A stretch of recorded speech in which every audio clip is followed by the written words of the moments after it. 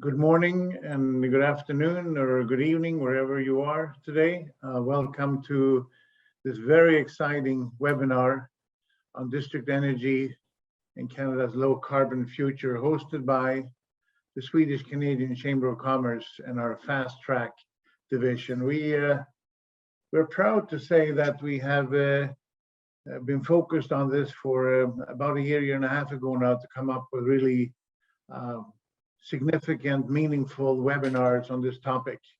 And we have a fast track team within the Swedish-Canadian Chamber that I'm very proud of.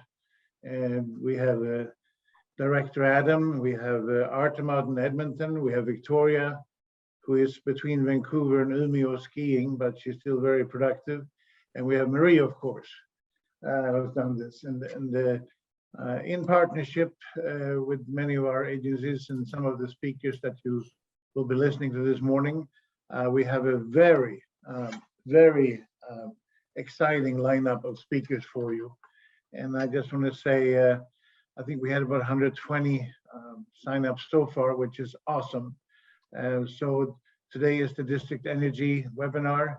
About a month from now, around March 24th, if everything works as planned, we'll have another one. I think our topic's going to be electrification, but we are looking at different topics as well. So please keep an eye on our website and continue to be part of our evolving journey in terms of these good topics.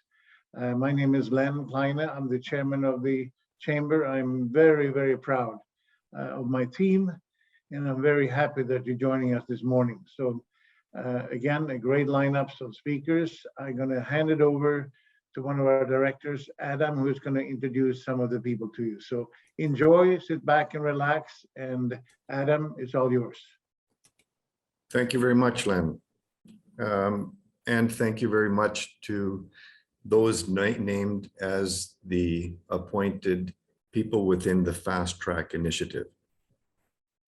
We're really happy that you've taken the time to join us today, from wherever that may be, on the topic of district energy and waste heat recovery as a means to decarbonizing heating and cooling of our buildings in Canada. We're overjoyed to be joined by subject matter experts like Peter Anderberg of the Heat Academy in Stockholm. We're also joined by Dave Inkley of Hamilton Community Enterprises.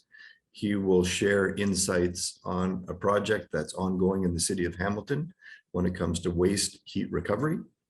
And we'll have the always passionate John Rathbone of Rathco Engineering to share insights on projects as they're related to district heating. I'm joined with Gabby Kalapos of Clean Air Partnership as well.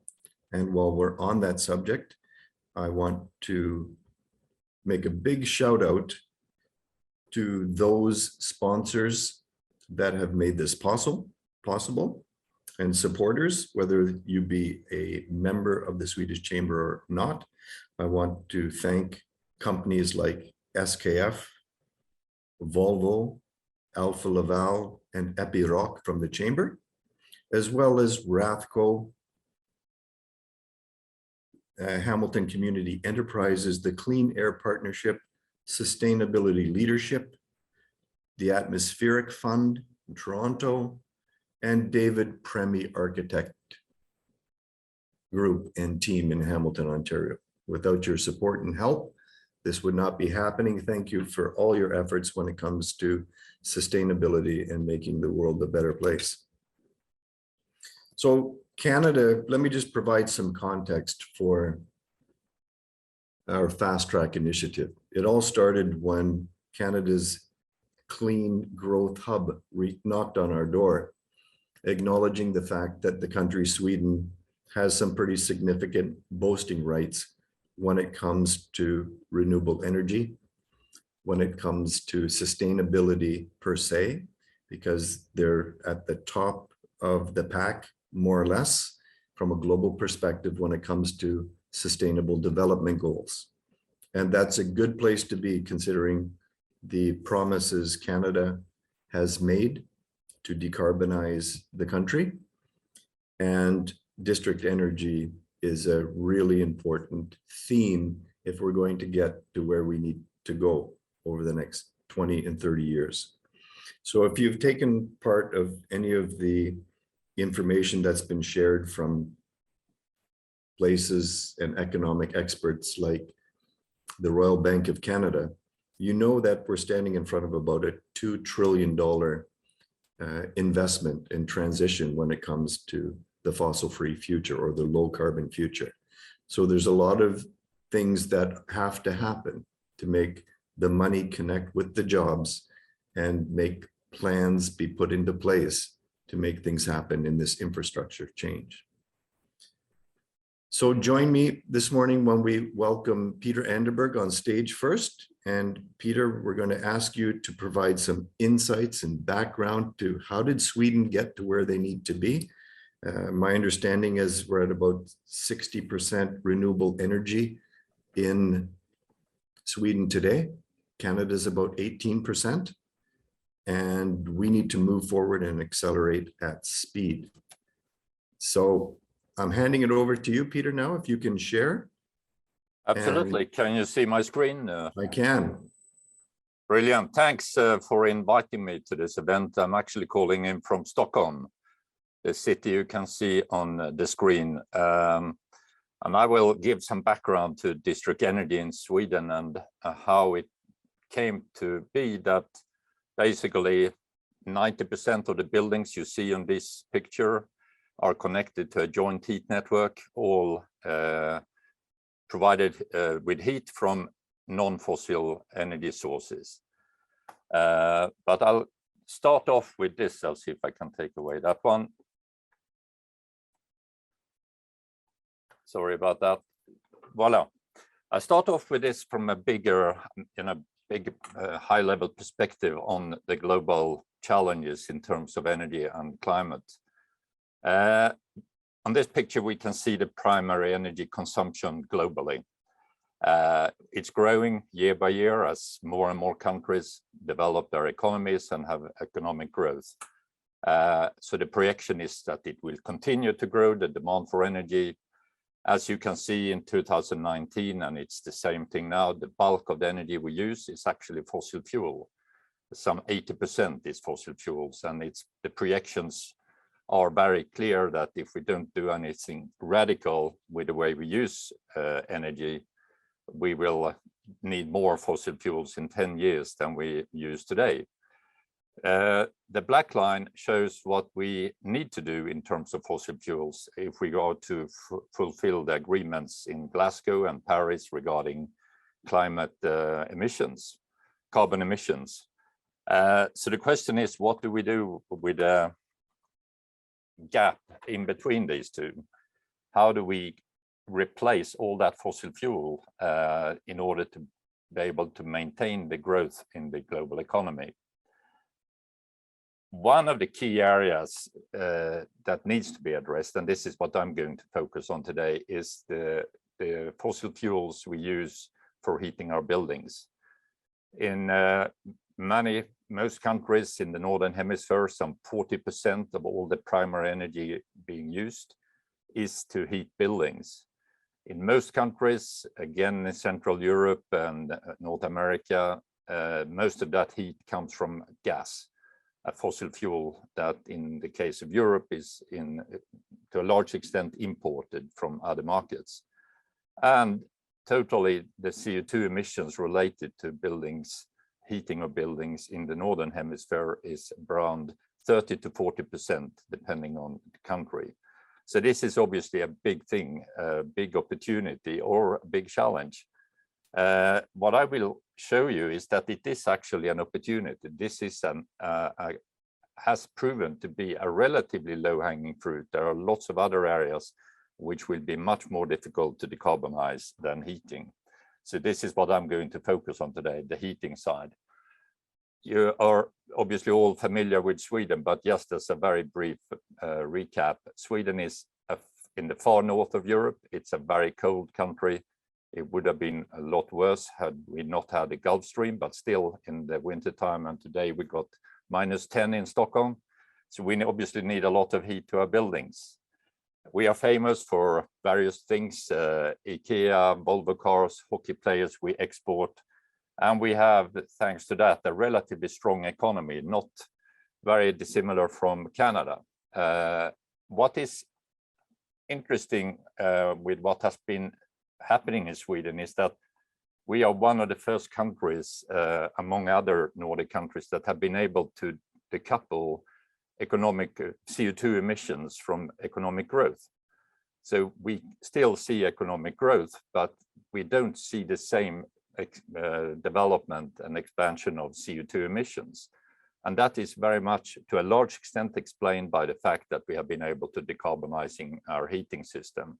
So again, Stockholm, for the heating, we are very close to zero now, and they are looking now in Stockholm to implement carbon capture and storage, which would in effect give us a negative emission of the heating system. So what is the secret? Well, the secret is, as you have all figured out, district heating, and basically every Swede has it to some extent. The royal family has it in both their homes. The parliament has it, the schools have it. Most people have it. And if you ask a Swede, what is your heating system? They probably can't tell because it's so common and you don't think of heating to a large extent in Sweden, at least not if you have district heating. And even our greenhouses are connected to this. So we don't need to use gas to heat the greenhouses, which obviously is a very good opportunity. Obviously, it's not the people who are connected, it's actually the buildings themselves that have been connected, and the people can benefit from that. The trick here is that normally when you need to heat buildings, we use primary energy directly to heat the buildings. As I mentioned before, in most cases, it's natural gas. In that process, we have a lot of heat losses, and particularly when we produce electricity, we have a lot of heat losses. And those heat losses have no value unless we do something. And the trick here is to connect the buildings to a heat network and then connect this heat network to emitters of heat losses. So industries, energy plants, power plants, which have now become combined heat and power plants. By doing that, we create a value of the emissions of the waste heat. That gets a value because suddenly, if we have a heat network, those who have waste heat available can actually sell that to the grid. And in fact, which I would come back to, this is a big revenue source for quite a lot of industries in Sweden, like steel plants, like pulp and paper companies, chemical companies. They get a lot of revenues from selling waste heat. But the only reason they can do that, again, is that there is a heat network available. The other advantage here is that we can significantly reduce our demand for primary energy because we're not using primary energy anymore to heat our buildings. We're actually using waste heat. So that creates a positive spiral. And once we have a heat network in place, we can also connect other heat sources, which is what is normally happening. You might start with something, and then over time you have something completely different providing heat to this underground heat network that is in place. And this has been the way that Sweden has been able to, over time, take away most of the fossil fuels to heating and replace it with various types of more sustainable heat sources. Industrial waste heat is a big one. Also, waste heat from sewage water is another source of energy or heat. And then we have biomass as a big source as well. And in that respect, we are very similar to Canada in having good access to biomass. The story here, I will not be spending too much time on it, but the story is really that in the past, we, as in most other countries, we used fireplaces to keep our homes heated, and we we had an individual fireplace in each room. And I remember myself as a kid, we carried up logs in the night to the second floor to keep our bedrooms heated. That was replaced after the war gradually by central heating. And the central heating was connected to a central boiler in each house. And most of these boilers across Sweden were using oil, which we imported from Saudi Arabia to keep the homes warm. And that was a really good solution until the first oil crisis in 73, when suddenly oil was in short supply and also became extremely expensive. Other countries were able to develop other resources they had available, natural gas in the North Sea and so on. We didn't have any of that. So we had to look at an alternative strategy. And the strategy can be summarized in 3 words. The first was conservation, to conserve energy, to massive investment programs in houses to reduce the demand for energy. The second step was to connect buildings to small-scale heat networks, the ones I presented to you before, and in most cases using a temporary heat source to heat the buildings. The key thing was to connect the buildings. And over time, these systems grew organically, and over time we were able to get an penetration rate of district energy of 90% or even more in the big cities in Sweden. But this was a period of 50 years to take you to that point.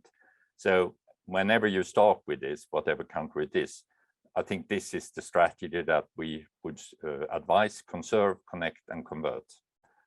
I think I've explained it, so we don't need to do that again.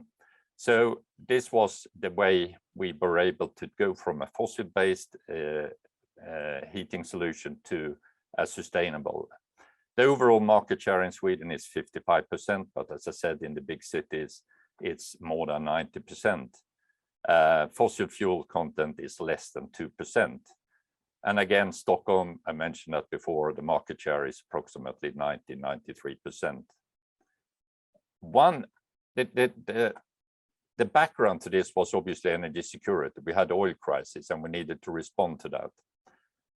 Secondary effect was that it improved gradually our balance of trade. Suddenly we didn't need to import oil to heat our homes. We actually used domestic heat sources in terms of waste heat or bioheat. Thereby we saved money every year, and it has been estimated to be around £5 billion. I've used this presentation in UK, so something like 6 billion euros annually, which has been staying in our own country and being reinvested in our local economy. For a country like UK, it would be probably 5 times that. So this has also to some extent financed the expansion of our heat networks. The fact that we've been able to keep the money in our country to invest in a local energy system rather than importing from other countries. There is a lot of other benefits in terms of creating jobs, in creating inward investments in local communities and so on. It has also proven to be both affordable but also profitable to run these heat networks.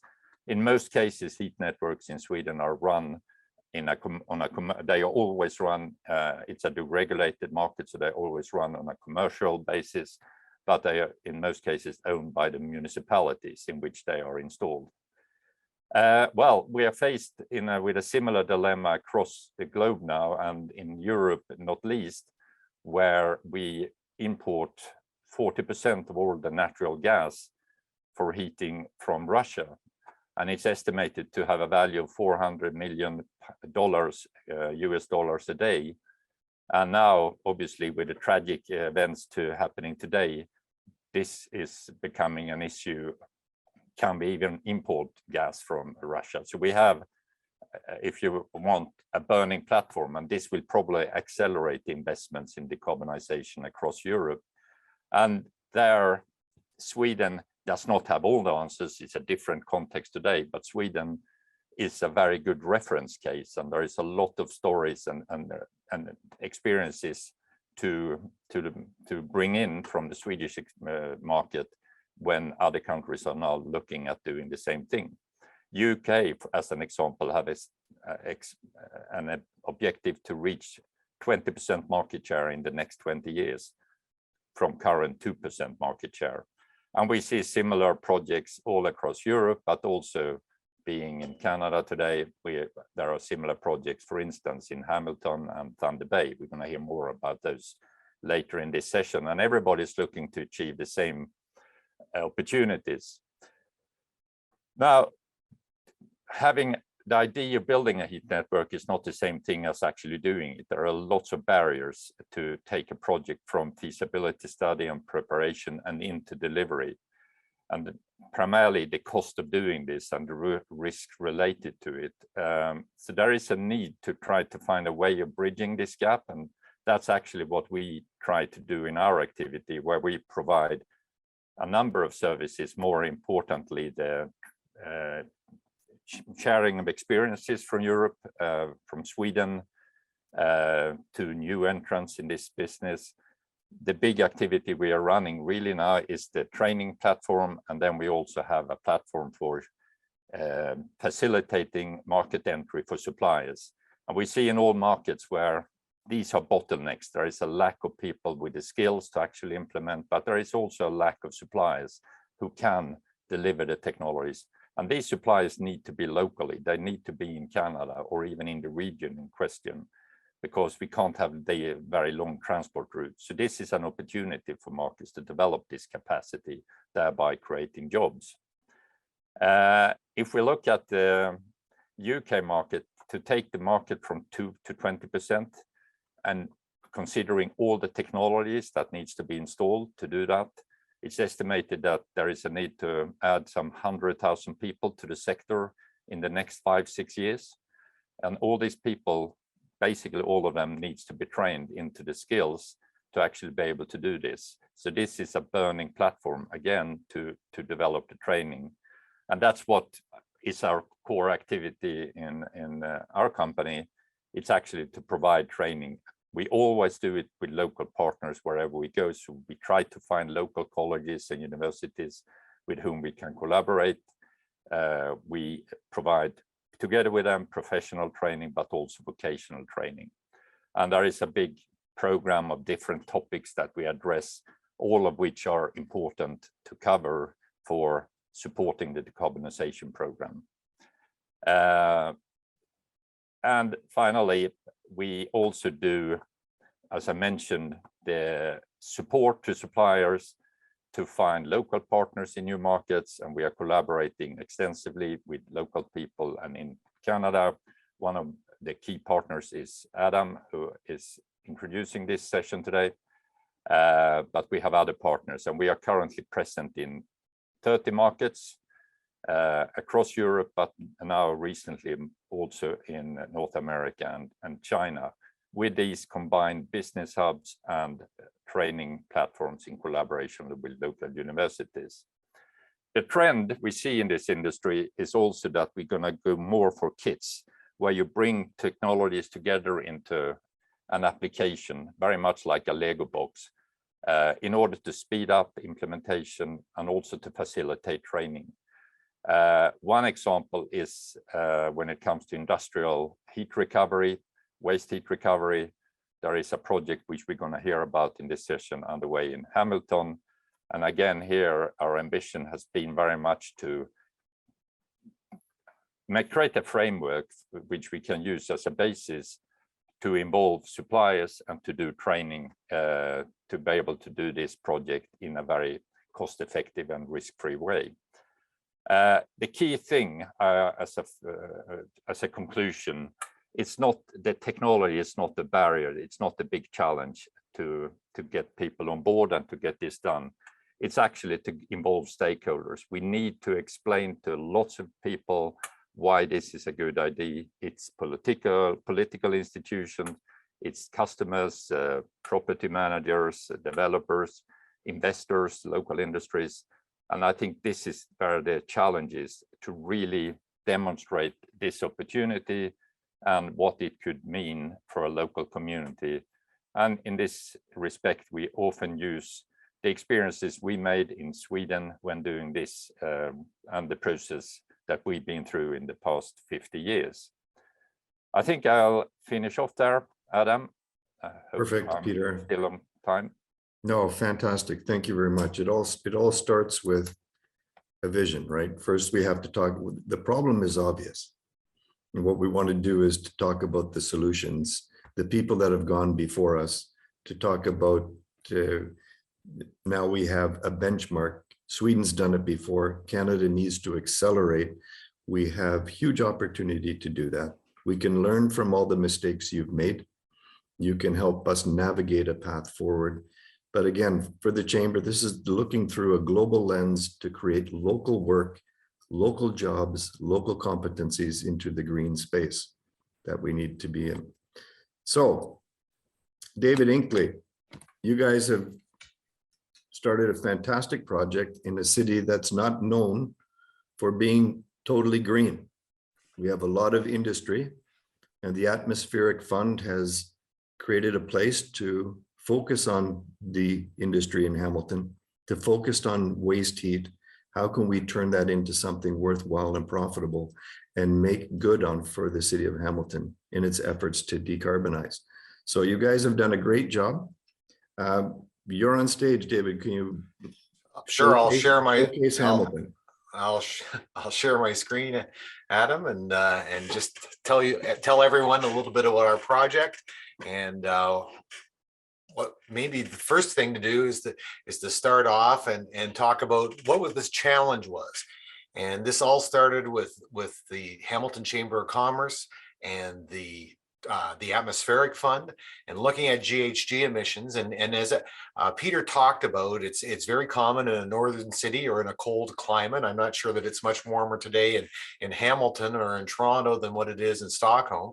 In fact, I think it's very close. But we see that in GHGs, we would expect buildings to be around 40%, followed by transportation, followed by industry. And that's the case in the GTA. However, in Hamilton, the GHG emissions, it's a much bigger pie, and because Hamilton's the industrial heartland of Canada and has considerable industry, including steelmakers, what we see is the pie is split up differently. And what we see is that industry is really 55% of the bigger pie, which drops down the heating to the building heating to 26% and transportation into the 16% range. So the thought was, and this is where it started with this challenge, is how do we engage business and industry so that we can drop all of these numbers down and not see industry decarbonize, which is a great push and a lot of monies are being spent and a lot of efforts to drop this number down. But what we don't want to see is, by dropping this number down or this bar down, seeing these two grow. And what we'd really like to do is see this one come down and see this one come down, and all of them come down at once. So that was really the challenge. So how do we unlock additional value from industrial heat? And so this started off with the Atmospheric Fund and the Hamilton Chamber of Commerce doing a 2-year study.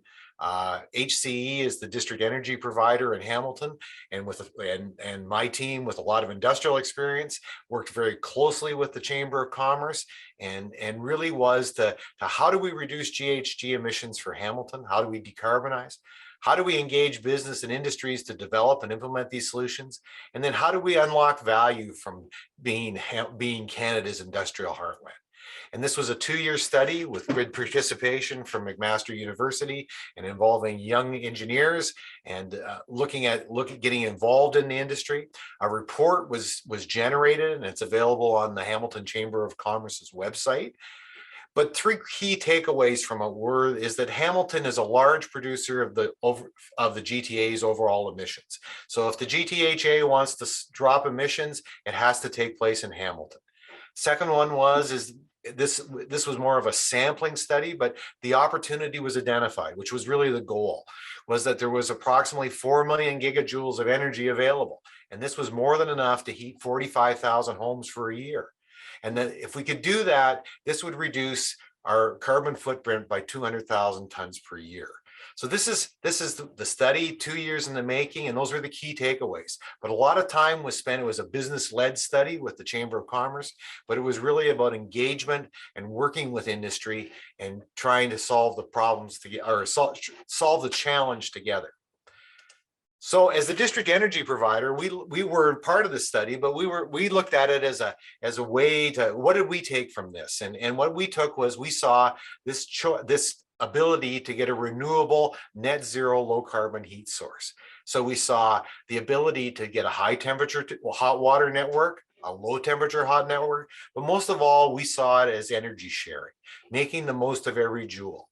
Now, we've been involved with McMaster University and McMaster Engineering for the last several years on a major research project with them, all about energy sharing. And it's called ICE Harvest, Integrated Community Energy Harvesting. And what we look at is utilizing heat from cooling, utilizing industrial residual heat, which was a term that Peter taught us in some webinars that we've co-hosted with the Heat Academy. He talked about waste heat. When we say waste heat, people start thinking about garbage incineration. They start to think about sewage treatment or sewage recovery, heat recovery from sewage streams. But what we really are looking at is he's using the residual heat that industry has that's going right now to the air and the water. And we're all driven around minimizing waste. So we look at this and we have a favorite cartoon that we look at, and what it looks to is that heating is really the elephant in the room. You know, when we talk about decarbonization, we'll talk about electric vehicles, we'll talk about hydrogen, we'll talk about batteries, we'll talk about solar PV, we'll talk about all those things, but none of those address that 40% of heating, that the GHGs. And then probably because this is the hard one to solve. Now, listening to Peter and listening to what Sweden has done, maybe it's not so hard after all. But in the Canadian context, this is really a hard issue to solve, and it's something that we need to move forward with. So we look at this project and we see this as a transformational opportunity, one with many stakeholders, lots of varied interests, significant infrastructure costs, uncertain policy and regulatory landscape. And this is, you know, it's only recently that Canada has taken into law that we'll be net zero carbon by 2050. And then we look at who's going to own this and who's going to govern it. But all of this leads to a very much a complex project. But we look at what are the outcomes that can be achieved. And that really drives us to proceed. What we see is an ability to reduce carbon emissions in building heating. We see that it's all very complementary to industrial decarbonization efforts. And we think that's very important because industry will decarbonize. We will use more hydrogen. We will use electric arc steel making. We will decarbonize industry.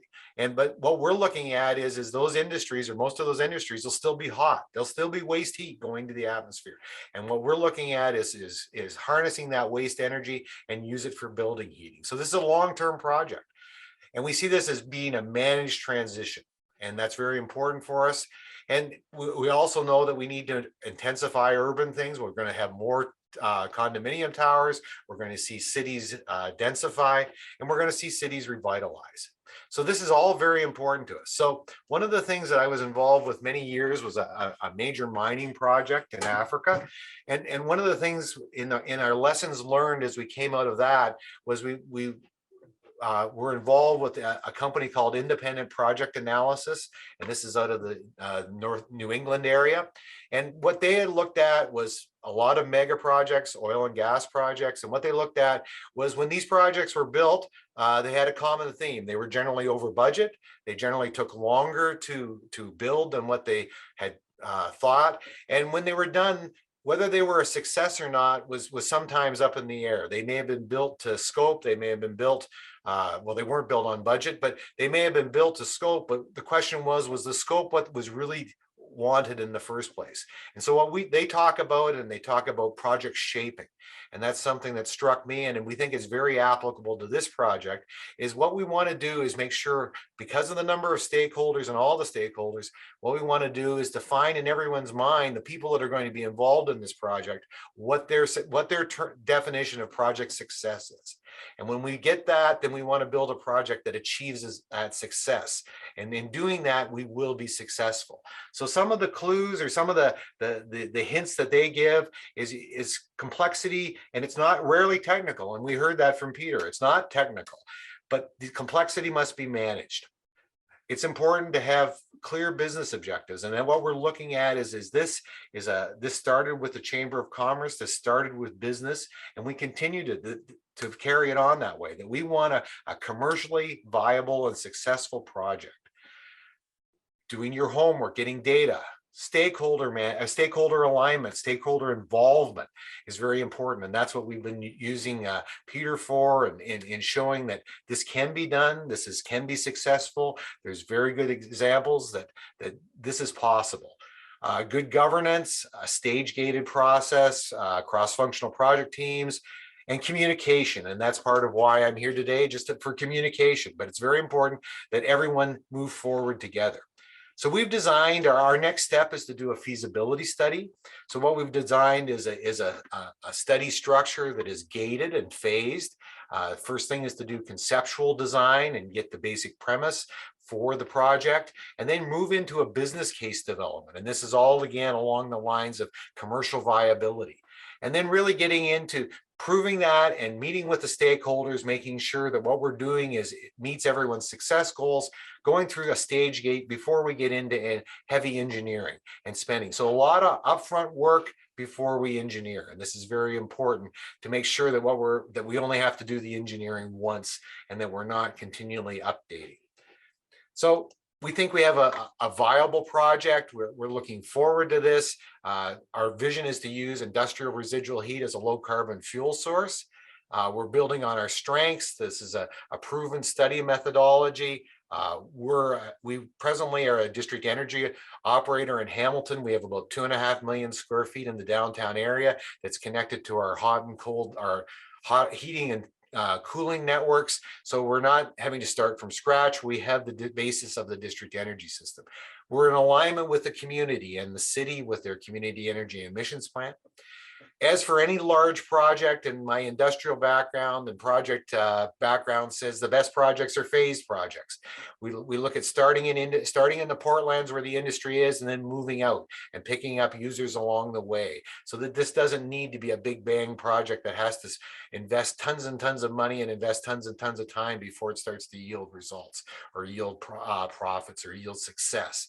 And then we want to get to the downtown core, because at the downtown core, that's where we have the system that's connected, we have the buildings connected, and we just need to get the alternative heat source there. And then we'll move those buildings all off the fossil fuels for heating into renewable fuels.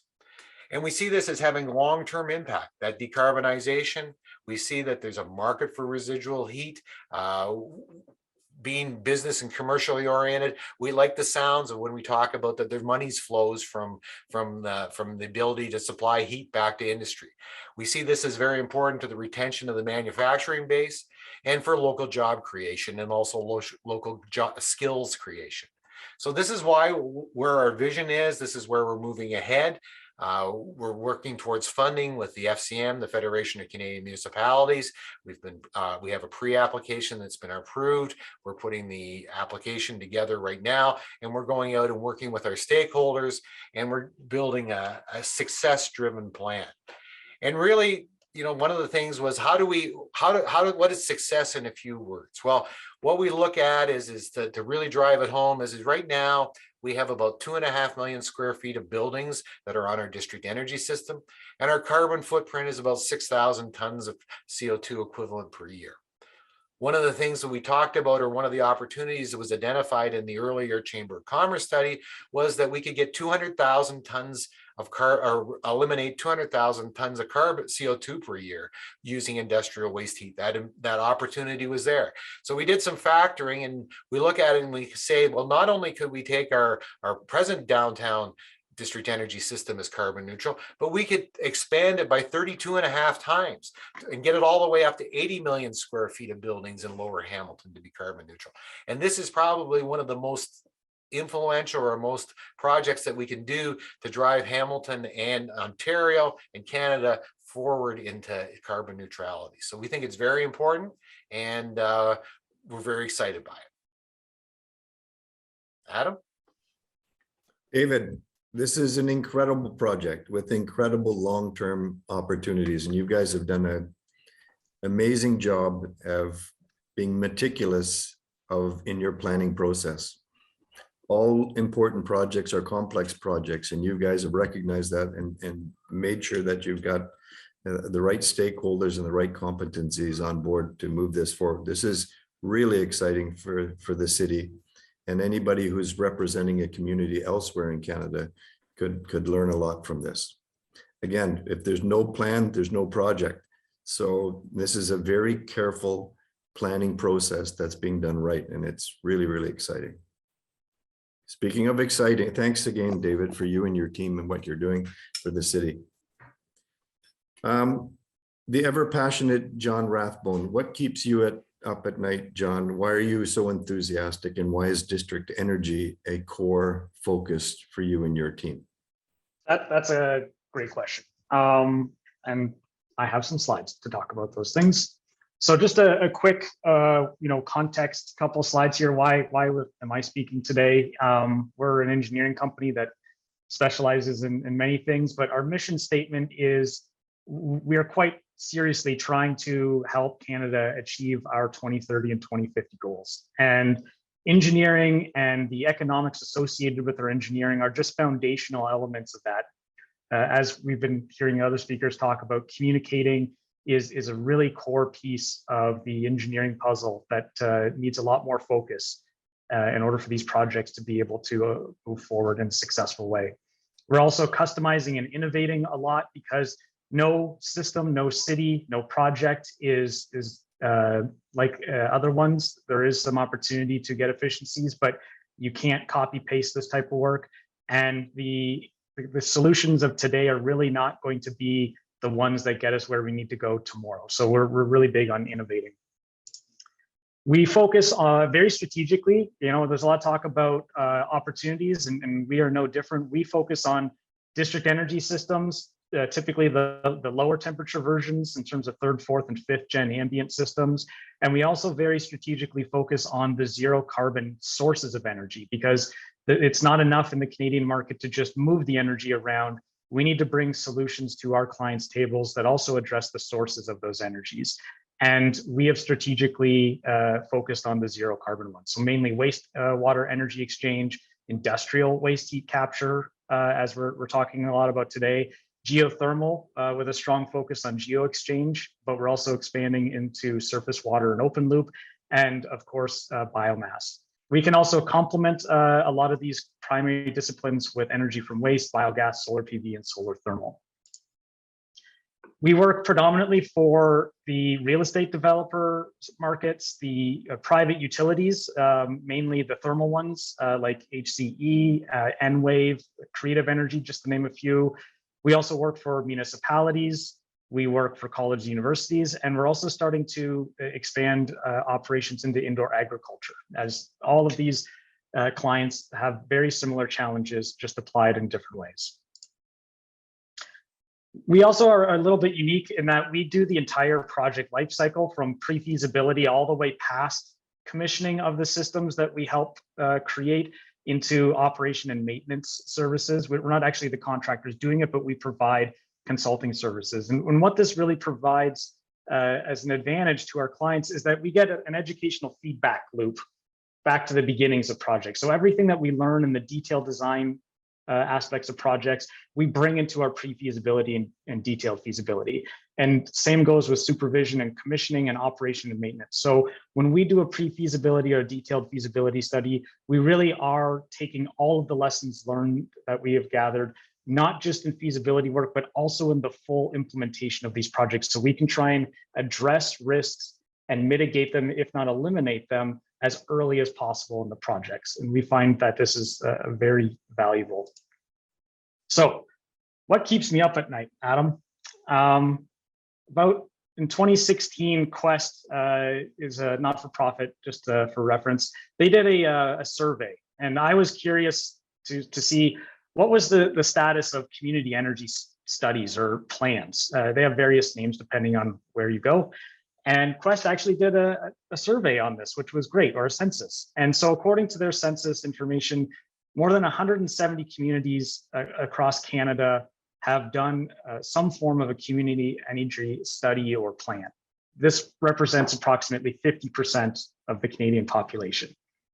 So the next page of that census document outlines the different technologies that have been identified to enable these communities to achieve their net zero carbon goals. And 90% of those plans had district energy at the core of the solution that enabled them to achieve their net zero carbon goals, 90%. So if I just do some bad math, as I like to call it, and I take 170 communities, I double that to get to 100% of the Canadian population, 90% of them need district energy. That means we need 306 cities that have district energy in them according to their plans to achieve net zero carbon outcomes.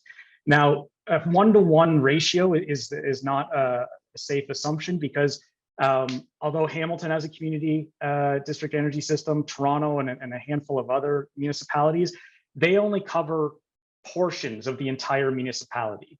Their Canadian municipalities from a district energy perspective are not at the point of Sweden where 90+% of buildings are connected to these systems. So it's not a 1-to-1 ratio. We're estimating it's roughly about 3 to 5 district energy systems are needed per city to get started for us to have any chance of achieving these goals, which translates to about 1,000 district energy systems. Now, as Peter pointed out, the development of district energy in Scandinavia really started during the 70s in the oil crisis. So they have about a 50-year head start. So let's just assume that we're going to learn from all of the lessons learned, and we really have a lot of faith in our local construction industries here, and we're going to give ourselves 20 years to build out all this infrastructure. That leaves us only 8 years to do all of the feasibility work and business case development, averaging over 125 per year for the next 8 years. And anecdotally, being in this industry who is writing proposals to go after these types of projects, we're seeing about 5 per year coming out to the market for study.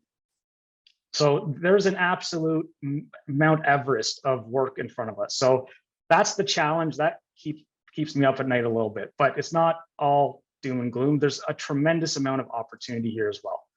So why district energy? So not only have the community energy plans identified it as a key piece of infrastructure, but as this diagram illustrates, when you have district energy systems, especially as we bring the temperature of those systems lower and lower, it opens up the opportunities for multiple sources of low carbon or zero carbon energy to contribute to those systems. So essentially, district energy is what our industry likes to call future-proof infrastructure. Water doesn't care what makes it hot or cold in the case of a district cooling system. So whatever makes financial sense to justify the deployment of capital to build out these systems now, great, take it and run with it. But in 10 years, 20 years, 30 years time, that district energy infrastructure isn't going to care if the primary sources of energy pivot to a more economical or lower carbon source of energy. It really is a phenomenal form of infrastructure. But in our experience, the hardest part is going from nothing to something. And this is what we really try and focus on with our clients. But there's a tremendous amount of opportunity here. So what is moving things? I like to jokingly say we're quite literally in the trenches with regards to this industry. There are 3 major drivers of progress of why we're seeing our clients progress with these types of projects. And the main one being building codes. So right now, Vancouver has a STEP code. Toronto has their version of a STEP code called the Toronto Green Standard. And other municipalities like Hamilton are quickly figuring out how to kind of follow in their footsteps and update their building code requirements. But I used to say that we try and engineer a very attractive carrot. These codes are very effective sticks. So you're just not going to be allowed to build poor performing buildings and high carbon buildings in the future, because the way these STEP codes work is there's essentially different tiers, the lowest tier being minimum code and the highest tier being net zero carbon. And as the years progress, they just say you're not allowed to build the lowest tier anymore. Now you're only allowed to build the top 3. And then in a couple more years, they lop that one off. And then a couple more years, all of a sudden, the only tier that you're allowed to build is the top tier. So we're finding this to be a really strong motivator for not only bringing the floor of buildings up, but encouraging developers to start volunteering to kind of go beyond minimum code. The other one that we're seeing, and this is hot off the press, is the effects of ESGs.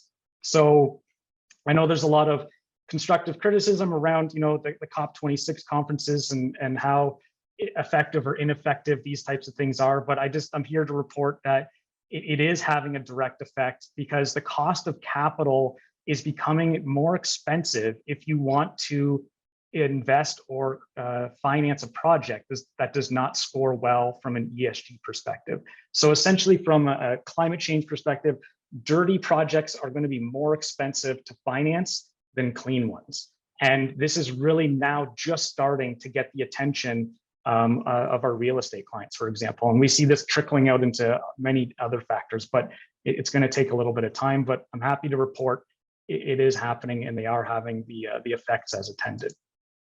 And then the last driver that we see having a big impact is carbon tax. It's working. So this is an output from a pre-feasibility study that we typically provide a lot of our clients, which is called a levelized cost of energy. So in a levelized cost of energy analysis, we try and capture and model all of the costs associated with an energy system, as well as all of the energy that that system delivers. And I don't mean just the capital costs, I also mean fuel, operation maintenance, recapitalization, all of those types of financial metrics that go into it. And we build it out over a 20 or 30-year model, depending on what the client's looking at. And that allows us to take apples, peaches, pears, and plums and try and give us an apples to apples comparison measured in dollars per megawatt hour. And what's interesting is that this might be an excerpt from one project, but we're noticing a pretty consistent trend the more of these pre-feasibility studies we do. And that trend is essentially that when we do a baseline building, which is typically natural gas boilers and fluid coolers for heating and cooling respectively, that a geo exchange or a hybrid geo system is not only going to be a significant reduction in carbon, but over a 30-year model, because of the carbon tax, it is going to be the least expensive form of energy delivery.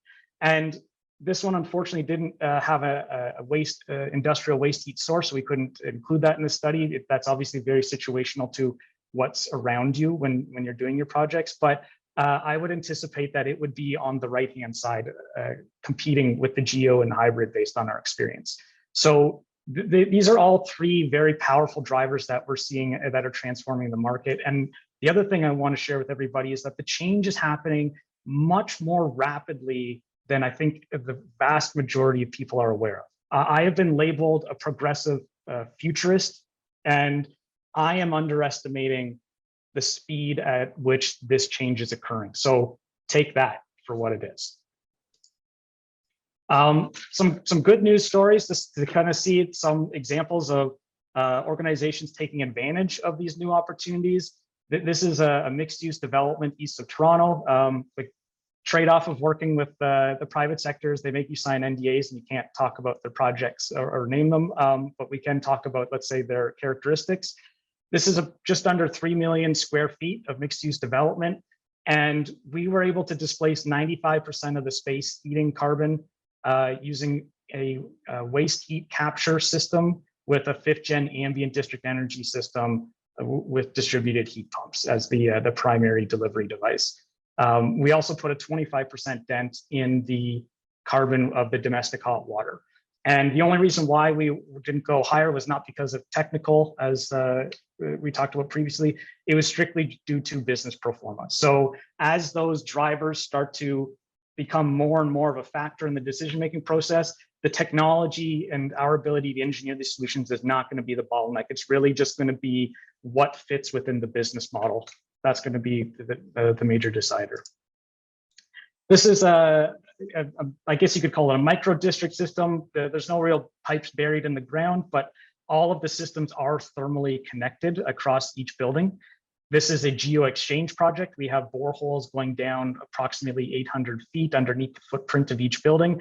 And as the buildings are built out, then the bore fields kind of follow them. And then we've interconnected them all in using heat pumps. So this is another example of where we're putting a massive dent into the carbon footprint, where natural gas boilers are essentially only being used for peaking purposes and domestic hot water. Should a district energy system, especially a zero carbon system, come into this neighborhood in the future, this system is well positioned now to connect, where we can remove the natural gas elements and use the district for the peaking and domestic hot water. And actually the district system could benefit and leverage some of the geo exchange assets beneath the footprint of these buildings. So they're essentially, I'm not a big fan of this phrase, but they are essentially net zero ready. This is another really great example that we did a pre-feasibility study on, is where we were able to kind of really demonstrate our technology neutral approach. Again, we did not have the luxury of an industrial waste heat source nearby, unfortunately. So we had to get creative and pull out some other tools from our tool belt. But this is a 5th gen ambient district energy system that connects all of these towers together. And underneath the footprint of each one of these buildings is a geo exchange system, which not only serves the building it's underneath, but is now serving the other buildings through the district energy system on an as needed basis. And then the other luxury we did have in terms of what was nearby was a very large municipal trunk sewer. So we're also going to be tapping into the trunk sewer, and this gives us even more capability to optimize the energy system from a carbon reduction perspective and an economic perspective. So in this case, the goalposts that were defined for us was that from a total energy perspective, the maximum amount of energy that can come from natural gas is 10%. And this was set to us by the client, and we achieved that outcome with this type of concept. And then this is, I say, our fully most constructed project today at the moment. This is our ZV project up in Ottawa. This is approximately just under 5 million square feet of mixed use development across 34 acres. We have done over 6 kilometers of pipe that we've designed and helped our client procure from Europe to deliver this project. And this is an industrial waste heat project that is a great example of how to decarbonize space heating and domestic hot water. So just on the Gatineau side of this project, there's a paper textile place that makes paper towel and toilet paper, I believe. And they have some really nice effluent coming out of their production system that used to just dump directly into the Ottawa River. And we have now a heat exchanger building that intercepts the energy coming out of that without impacting the industrial process at all. And then we pipe that energy to a central district energy plant where we use heat pumps to either add temperature or reduce temperature for heating and cooling purposes. And because the plant is located in Quebec, the electricity it's consuming is also not only lower cost than our electricity here in Ontario, but is essentially zero carbon electricity. And that's what enables this project to be, according to the developer, the very first net zero community, and it's using industrial waste heat. And so it's a really exciting project to be a part of. So there are things keeping me up at night, but there's also a lot of really exciting projects that are starting to move forward. And there's even more, let's say, in the early stages that I couldn't get into today. Adam, thank you. Thank you very much, John. It's exactly 12 o'clock. And we could do this all day. So in summary, there's only one thing worse than not knowing you have a problem, and that's knowing you have a problem, but there's no solution. That's not the case here. District energy is a solution. It's tried and true. Music is playing in many different places. And to John's point, there's a lot of things happening right now.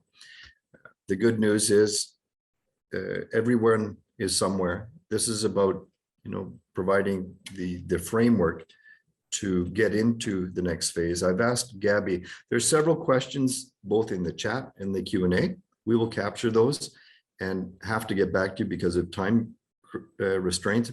But Gabby, can I get you just to take the temperature and the pulse of people that are in this call before they leave, please? Yeah, actually, I just have a bit of an issue because I was trying to send out a Menti to gather kind of collate input from some folks, and it doesn't seem to be launching just as yet. But one of the key things that we're really trying to understand as part of this is that, certainly district energy is mentioned in most climate action plans or community energy emissions plans. The one thing that we're facing an issue here in Ontario with is, again, the lack of energy developers, because we have utilities who are providing the status quo energy system, but they haven't yet gone into the low carbon transformational system just as yet.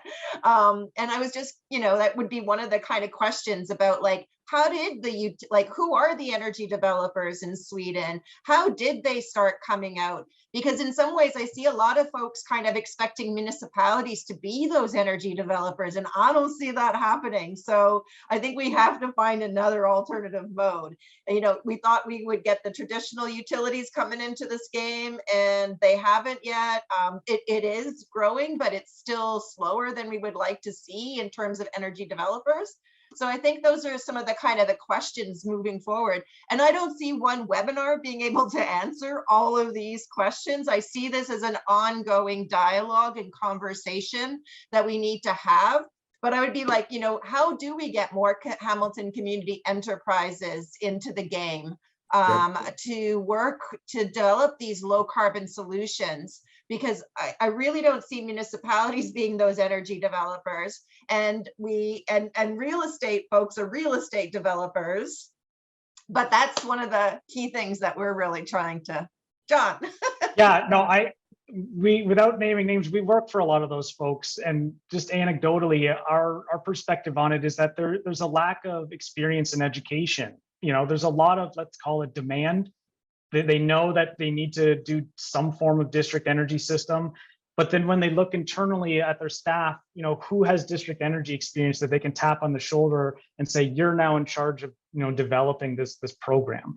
And that's a very, very small community. My team, we're 6 people, and arguably we're part of a group of, I would think, less than 50 in the country that have this much experience doing district energy infrastructure. And this is why we're excited to work with Peter on the Heat Academy, because he's directly addressing, I would say, this education gap and this experience gap, because there's only so much a small engineering company can do, and we focus a lot on the education aspect for the very reasons that you're talking about.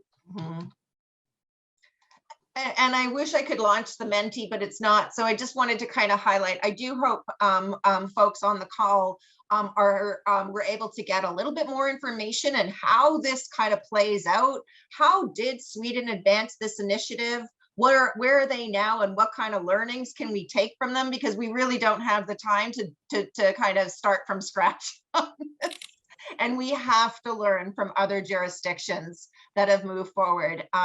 It's interesting during this time period right now with regards to what Europe is likely to be experiencing with natural gas prices coming in and sanctions and everything like that. But maybe this is, again, another kind of thing. We've been dealing with ridiculously cheap natural gas prices because we haven't factored in all of the environmental consequences associated with, so-called cheap fracking. So I think that this is this is something that really can kind of give us a little smack upside the head about the need for many, many reasons to decarbonize our heating supply. So I'm really quite excited about this. We've been a little bit on the apprehensive side with combined heat and power as a district energy solution. I do get that it's easier to turn that than 200, 300 buildings with their individual furnaces and boilers and HVAC systems. But still, starting out with combined heat and power I think that there's so much more to learn from other jurisdictions. How can we use this waste heat? And there's lots of sources of waste heat that we can use that bring into the system. So it is something that's really exciting. We'll expect you to be the first to sign up for our next webinar, Gabby.